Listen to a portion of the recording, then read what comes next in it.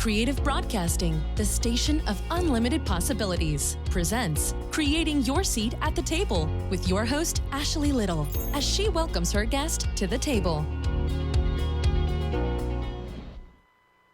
Welcome to Creating Your Seat at the Table. I am your host, Ashley Little. A little bit about myself: corporate professional by day, entrepreneur by night, CEO and founder of Ashley Little Enterprises, LLC, five-time best-selling author, founder and owner of Talk Radio and TV Network, LLC, and owner and creator of Creative Broadcasting. Tonight we have an amazing special VIP guest by the name of Dr. Robyn Gobin. A little bit about her. Dr. Robyn Gobin is a licensed clinical psychologist and assistant professor at the University of Illinois at Urbana-Champaign. She is a nationally recognized expert on interpersonal trauma, women's mental health, and the cultural context of trauma recovery in the African-American community. She received her doctorate in clinical psychology from the University of Oregon and completed internship and postdoctoral training at the Department of Veterans Affairs and Brown University. Her latest book, The Self-Care Prescription, Powerful Solutions to Manage Stress, Reduce Anxiety, and Enhance Well-Being, aims to change the narrative around mental health and self-care in communities of color and teach people how to incorporate self-care into their busy lives in a sustainable way. Dr. Gobin serves on national and community boards and committees, including the American Psychological Association Society for the Psychological Study of Ethnicity, Culture, and Race. She is a recipient of the Judy E. Hall Early Career Psychologist Award from the National Register of Health Service Psychologists and a Citizen Psychologist Presidential Citation from the American Psychological Association. To learn more about Dr. Gobin, visit her website at www.robyngobin.com or connect with her on Instagram or Facebook. Welcome to the table, the amazing Dr. Robyn Gobin. Thank you so much for having me. Thank you. You are welcome. So we are excited to have you at the table to share your wisdom and knowledge, definitely about self-care, mental health, all of it tonight. So it's something we don't like to talk about, but we got to talk about it, right? So we do. We have to put it on the table. Yes, ma'am. So tell us about your entrepreneur journey. Yes. So I, have really, kind of doing the same thing that you've been doing, actually. So, like, having full-time work, but then also really wanting to kind of create my own lane, and so have been a part of doing private practice in the community, as well as, writing the book and those pieces. So it really just became about, at one point in my life, I felt like having a straight job was like what was going to pay the bills and what I really wanted. But, as I got more into it, found out there were parts of my gift that I wasn't able to offer on my job, and so wanted to be able to create a lane for that. And so that's what really got me into doing other things on the side and become, venturing into this entrepreneurial role, was really wanting to have a space and create a space for myself to be able to use all of my talents, and just kind of realize that there was really no job out there that would afford that to me, that I had to create it for myself. I love that. So, Dr. Gobin, you are a nationally recognized expert on interpersonal trauma, women's mental health, and the cultural context of trauma recovery in the African-American community. So please tell us more about your passion. Yes.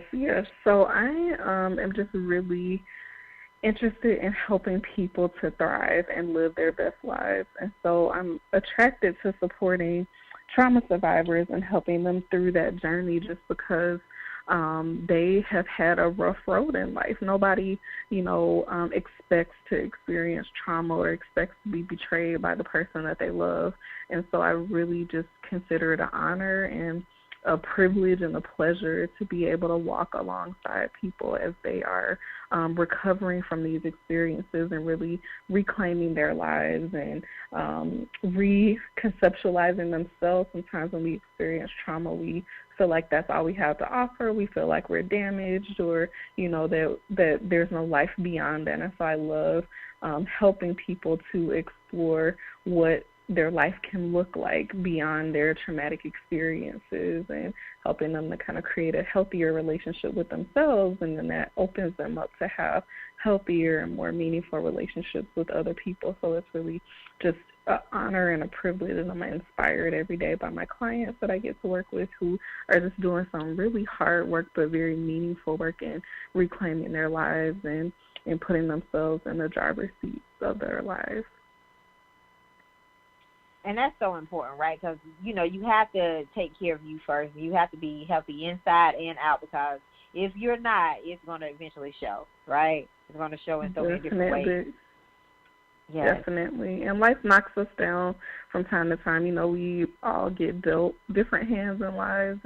And I like to help people kind of see how can you best play the hand that you have been dealt, because none of us asked to experience any of the negativity or the stress or the trauma that we've experienced in our lives, but we can decide how we move forward after we have those experiences. Yes. And so let's talk about self-care. Let's dig into it now. So why is self-care essential for us to get to the next level? Because I don't think people understand how important that is, because if you go down, social media and everything else is running, but you are your brand, you are your business. So when you go, that's going too, in so many ways. Exactly. And it's, probably cliche at this point. A lot of people have heard this, but it's so true. You cannot pour from an empty cup. You cannot give something that you don't have yourself. And so if you don't take care of yourself, what you will be doing is giving people a stale, outdated, subpar version of yourself, whether that's the people that you serve in your business, whether that's your kids, whether that's your partner, your friends, your family members. So anybody that you come in contact with, they won't be getting the best version of you. And so that can, for entrepreneurs, that can impact your bottom line, when people are willing to, do business with you if you're, not able to kind of be at the top of your game and really show them what you have to offer them. Or it could mean strained relationships with your partner if, you are always irritable, or you don't ever have time for them, or you're always kind of distracted when you're around them and never really giving them your full attention because you're trying to do so many other things. So it really just has an impact on every area of your life when you don't take care of yourself. And so that's why I think that it's essential, because we can't function to the best of our ability without taking care of ourselves. We can kind of do halfway job of functioning and a not so good job, and we can fool ourselves into thinking that we, can get by on 2 hours of sleep and those things that we do. But in order to be our best and to kind of really reach our full potential, and to really let our light shine the brightest that it can shine, we need to first be taking care of ourselves. I love that, because taking care of ourselves is so important. So why? And let's talk about being healthy from the inside and out more. So why is that so important, right? Because, I know you just spoke about, the self-care side of it and, actually your body, breaking down. But it's so many ways that your body could be talking to you, and you might not know it, and you might be keep pushing until you actually get burned out, right? So what are some things that listeners need to pay attention to before it gets to that point? Yes, I would say, first things first, do the things that are good, right? So we know getting enough sleep is good. We know, eating foods that are going to really fuel our bodies and make our bodies function to the top of their level is good. And then once you get past those kind of basics, then the next thing is, what is your body telling you? And I think part of what you have to do is slow down enough to hear. Because as you just mentioned, our bodies are always giving us signals and giving us kind of warning signs. It's kind of like when you're driving your car and the, change oil light comes on or the engine light comes on. That's a signal that, if you keep driving this car without doing something about this, without getting this checked out, something is going to go wrong. So that's a signal. And so our bodies do that same thing. They give us these slight signals, but we cannot pay attention to that if we are not going slow enough in our lives and being attuned enough to our bodies. So I would say it's really important for you to have regular check-ins with yourself. I would say maybe once a week, just at the end of the week or maybe at the beginning of the week. Checking in with yourself and saying, where am I? What is going on? How do I feel in my body? How do I feel emotionally? And what do I need to give myself? What should I give myself permission to do for myself this week? And I know I saw something that you posted, and you might have been on a show. You were talking about asking for help. Let's talk about that. Yes. That is so hard, for us. I think being women, especially being, bosses and entrepreneurs, you feel like you can do it all. You don't need to ask anybody for anything. And maybe we've had experiences in the past where we have reached out for help and we've gotten rejected. And that can make it extremely hard then to turn around and ask someone else for help because we feel like we're just going to get rejected again. But the truth of the matter is nobody gets anywhere really in life, anywhere of greatness on their own. Like you see people who are doing the most in this world to have true impact. They have a team behind them. They have, support systems behind them. And so that's why it's so important for us to ask for help because we cannot do it all. It's just a matter of recognizing our human limitations. It's not that you're weak. It's not that you don't have it all together. It's just that you're human. We all have a capacity, and then we can't go beyond that because we're just limited as a human being. And so sometimes it takes you asking for other people who maybe have strengths that you don't have. Like if you are somebody who is an entrepreneur who's trying to, broaden your impact, maybe social media is not your strength. Maybe your strength is the business that you do and the service that you offer or the product that you offer. And so you need to ask somebody else for help to help you kind of get to that next level of greatness. And so that's why that's so important because we just can't do it all on our own. If we try to, we'll run ourselves in the ground, and again, we go back to not being able to deliver at the top of our game. So that's why asking for help is extremely important. I love that, and thanks for shining a light on that area because a lot of people don't know how to receive that. They don't know how to receive it or ask for it. So, Dr. Gobin, your latest book, The Self-Care Prescription, Powerful Solutions to Manage Stress, Reduce Anxiety, and Enhance Well-Being. So please tell us more about your amazing book, how we can support and purchase it, and super congratulations on your book. Oh, thank you. Thank you. Yeah, I was so excited to write this book because I feel like it cuts across everybody, like in the world. So I think anybody can pick up this book and get something out of it. It tackles self-care in 6 different domains of life, so 6 different areas in your life where you can incorporate self-care. And the thing I love about the book is that it's not a one-size-fits-all. So it's not just kind of like telling you what to do and telling everybody to do the same thing, but it actually guides you through a process of creating your own plan, kind of looking at what are your unique strengths, what are your areas for growth right now in your life, where are you lacking, what do you need, and then it guides you towards creating an individualized plan to sustain yourself and to take care of yourself. And so that's what's really different about this book. And also it's jam-packed with research-based strategies that are really proven to work to help you feel better, to feel healthier, more effective, more alive in your life, more connected to the people in your life.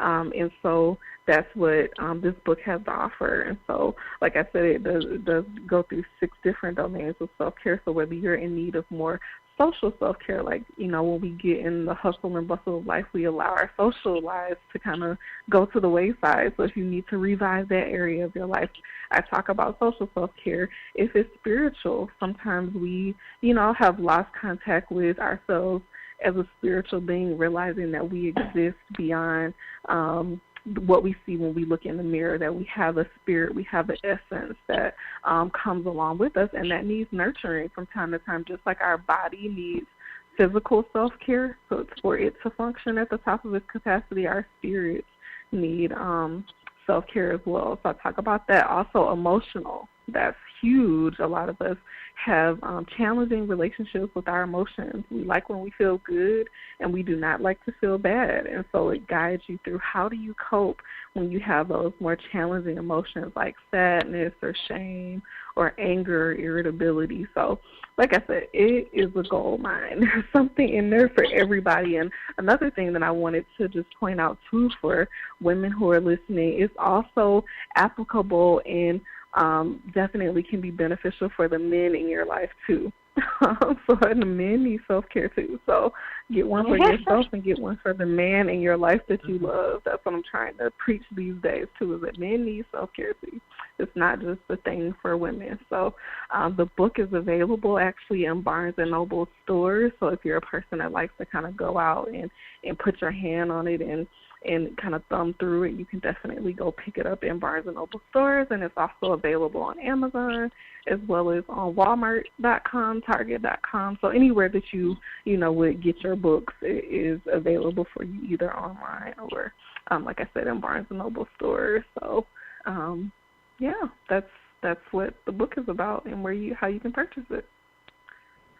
So make sure you support Dr. Robyn and purchase her books, okay?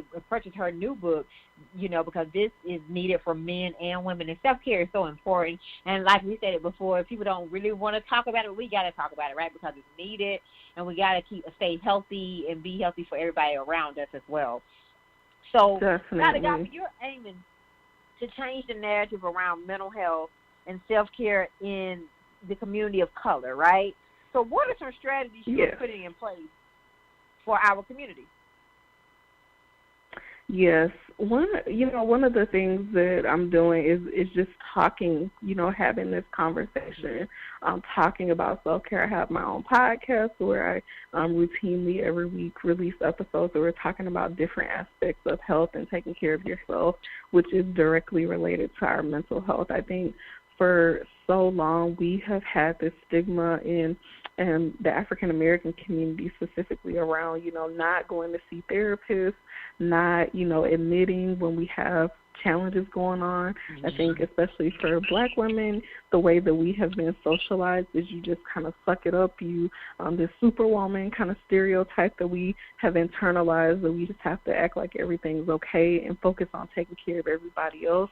But I think in the end, it's just toxic, and that just hurts us and makes us sicker, and just kind of keeps us from living a full, healthy, and fulfilled life.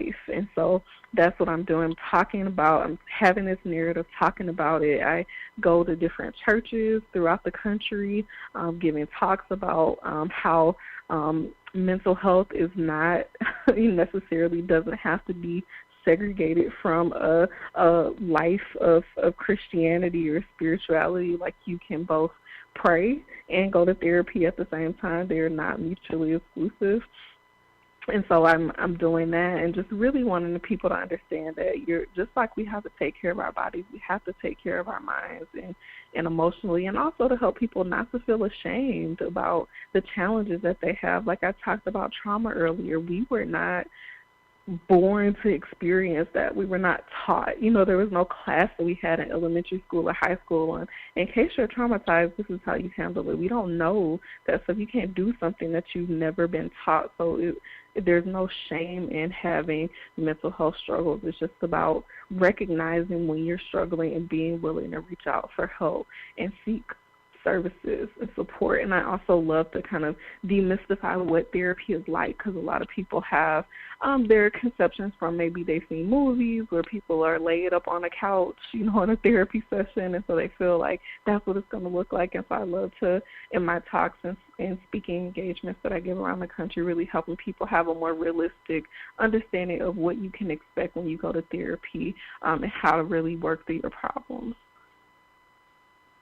And let's talk about therapy. It's okay to go to therapy. Even healthy people have therapies. Let's talk about that. Can you expand on that some more?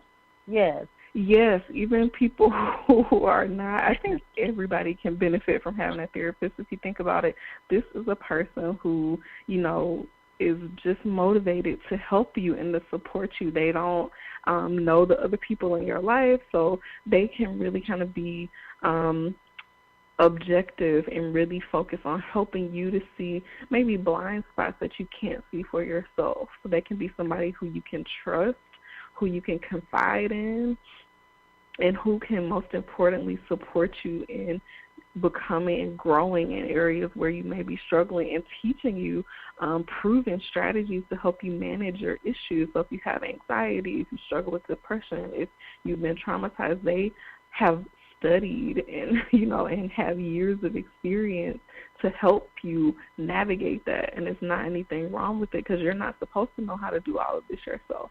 So they can help you just being a sounding board. Sometimes it's really just helpful to say things out loud and hear yourself speak and have somebody reflect back to you what they're hearing.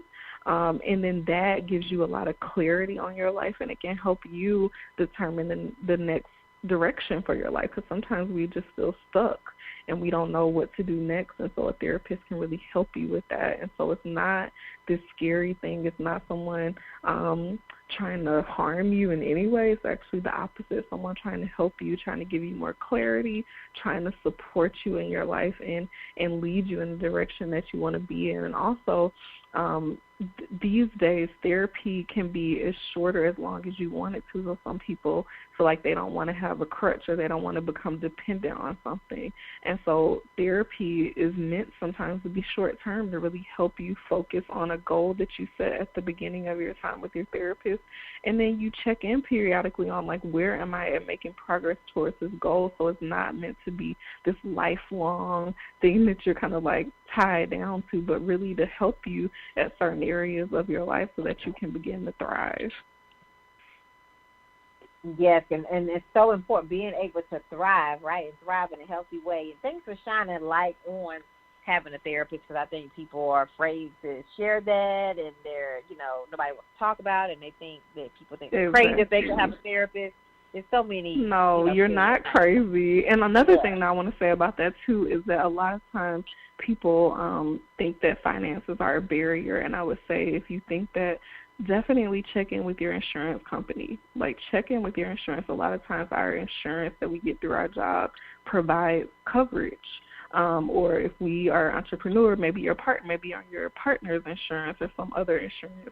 Check on that. And then if that's not an option, if the insurance does not cover it, a lot of times therapists will provide what's called sliding scale fees, which means they will work with you based on your income and what you have coming in, and they will be able to give you a reduced rate so that it fits with your lifestyle, so you do not have to break the bank to go to therapy too, because that's another thing that some people think is only for rich people, or they can't afford it. But you will be surprised with the sliding scale fee or with your insurance coverage just how affordable therapy can be. And, just thinking about the things that we spend our money on, like you're investing in yourself, right? We get our nails done, we get our hair done, we, get the latest bags, latest outfits, like, you are so much more important than all of those things. So if it takes a minute, if you have to, sacrifice maybe your shoe budget or your clothing budget for a couple of months while you get your mental health right, that is worth a gold mine, because now you will be able to go out and conquer the world with your mental health intact. So definitely, I would say you are worth the sacrifice. Yes, you are. Yes, you are. And Dr. Gobin, thanks for shining a light on that. For our listeners that are listening, it's okay to have a therapist, but make time for self-care. What are some different self-care strategies you would give to our listeners? What are some things they could do? I know working out is one. So what are some other things you can share with our yes, doing some. Even if it's 5 minutes, even if it's 5 minutes a day. Yes, just 5 minutes. Like, I would say create you a morning routine. That's something that I've been really intentional about this year, is creating a morning routine. You think about it, we go out and we have to manage so much stress. We have to deal with so many things that keep coming at us after we leave our home. Come up with a way for you to, one of my teachers said, tune the instrument, right? So we can think of ourselves as an instrument, and we're going out to meet all these different demands and take care of all these different things. What are you doing at the beginning of each day to get your mind right, to get your mind, your body, your spirit prepared to conquer the day? Whether that is waking up with prayer, whether that's waking up and listening to some inspirational music, whether that's waking up and engaging with the app, whether it's just doing some stretching in the morning, whatever it takes for you to feel refreshed, to feel like you have poured into yourself for the day, I would encourage you to to experiment and try on a few things to do in the morning and really see what helps me to feel like I'm at the top of my game at the start of my day. And similarly, thinking about a bedtime routine too, because I talked about how sleep is so important and it's so underrated, but you really cannot function well without sleep. And so how are you getting your body prepared for sleep at the end of the night and really unwinding so you can give your body that signal that we are transitioning from doing mode to shut down mode so that we can go to sleep and get refreshed. So those would be two big options. And then a third that I would give of how people can start practicing self-care is what we talked about earlier, the asking for help, delegating responsibilities. You cannot do everything yourself. And the biggest barrier I hear people talk about is I don't have time for self-care, where if you would ask for help and allow people to help you do things that maybe they won't be done perfectly if you don't do them, but they will get done, that will free up some of your time and mental energy for you to pour into yourself. So those are my three strategies. What are you doing in the morning to tune the instrument before you take it out into the world, your body, your mind, your spirit? What are you doing in the evening to wind down from your day, to alert your body and your mind that we're transitioning from doing mode to shutting down mode so we can go to sleep? And then how are you delegating responsibilities and asking for help in your life so that you free up more of your time to take better care of yourself? And I also found that reading is a good way, Oh, definitely. It's great for your mental health. Mm-hmm. It is really good. Mm-hmm. We have lost that art of reading, but it's so important. It's so important. Mm-hmm. So you have built multiple tables for yourself, Dr. Gobin, and I asked all of my guests this question. How did you create your seat at the table? I feel like I created my seat at the table by really embracing my unique gifts, like really being okay with not fitting in one particular mold.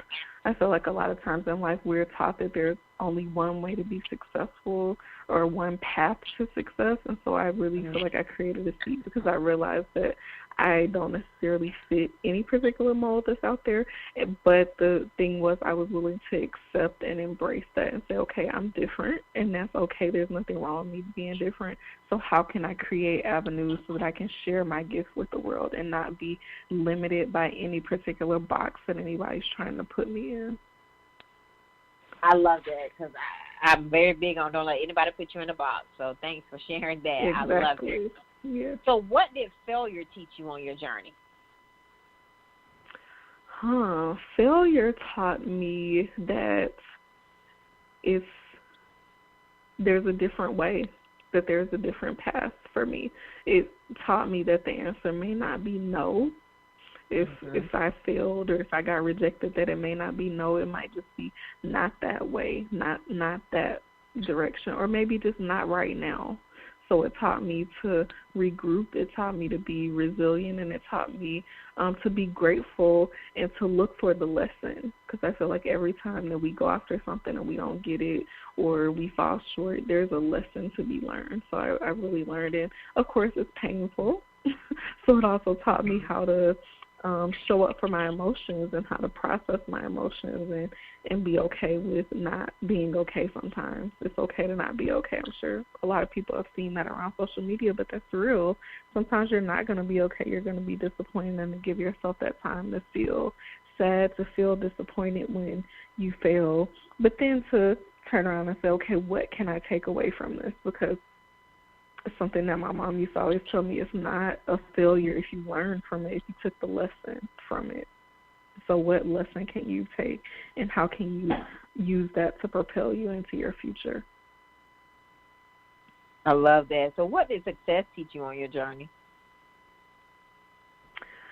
Success taught me, especially this past year, I've done a lot, created a lot of lanes for myself. It just taught me that I am much stronger than I give myself credit for, and that I can do a lot of the things that maybe I thought that I couldn't do, or I thought that I had to wait for someone else to notice me or give me an opportunity that I can actually create opportunities for myself. So that's what it taught me, that I can actually do it and be effective at doing that. I love that. So what can we expect from you in this new year, new decade of 2020, Dr. Gobin? What can we expect from you? You can expect me to continue being consistent with my podcast. It's called Self-Care Prescriptions. It's the same title as my book, so you can look me up wherever you listen to podcasts. You can expect me to continue to be out here speaking and spreading this word of reducing mental health stigma and integrating self-care into every area of your life. You can also expect more books coming from me. I feel like I've gotten the bug, and I want to just continue doing that and creating books and journals and things that people can kind of use to support their mental wellness. So that's what you can expect, just continued movement in this direction of reducing mental health stigma and helping people prioritize self-care and to learn that self-care is not selfish. It's not. I love that. So please tell our listeners how they can follow you and support you on all social media platforms. Most definitely. So I am on Facebook. My name is Dr. Robyn Gobin on Facebook, so definitely follow me there. And I'm active on Instagram as well at Dr. Robyn Gobin. If people are on LinkedIn, I'm on there, just Robyn Gobin. So my social media platforms that I'm most active on are Instagram and Facebook. So definitely both of those at Dr. Robyn Gobin. Connect with me if you end up getting the book. I love to hear how it's resonating with you, what you're finding useful about it, and just definitely check in with the podcast. And I love to hear what people are dealing with, what questions they have about self-care. If you leave me a note on any of those platforms, I'm happy to actually create a podcast episode surrounding a question that you have about self-care, so don't be shy there. I love to connect with you all around this topic because I know it's not easy, and I know we're all in process, and so I want to share my journey and help you along your journey as well. I love it. So definitely make sure you connect with Dr. Gobin. I've been saying Dr. Gobin. I'm so glad you say Dr. Gobin now because I've been saying Gobin. All right? So make sure you connect you're fine. with Dr. Gobin on all social media platforms. She's definitely someone to know and someone to connect with. Dr. Gobin, thank you so much for saying yes. Thank you. Out of your very busy schedule to come to the table. And I can't wait to invite you back. It's been a powerful interview. Oh, yes. I'm happy to come back anytime. Thank you for creating this avenue. It's really powerful, and I'm just appreciative for you doing your thing and allowing your light to shine. I love it. I can't wait to continue to work with you. Look forward to continuing to work with you and collaborating with you in the future. Perfect. All right. Well, thank you again, Dr. Gobin. Thank you. Okay. You have a good night. You too. So I would like to give a special thanks to my intern, Sarah, from Tennessee State University, and my intern, Vontaria, from Winston-Salem State University. You all may follow me on Facebook at Ashley Little and on Instagram at _Ashley A. Little. Thank you. Thank you for tuning in to another episode of Creating Your Seat at the Table, where Ashley speaks with corporate professionals, celebrities, entrepreneurs, authors, and speakers who are transitioning or have transitioned to entrepreneurship.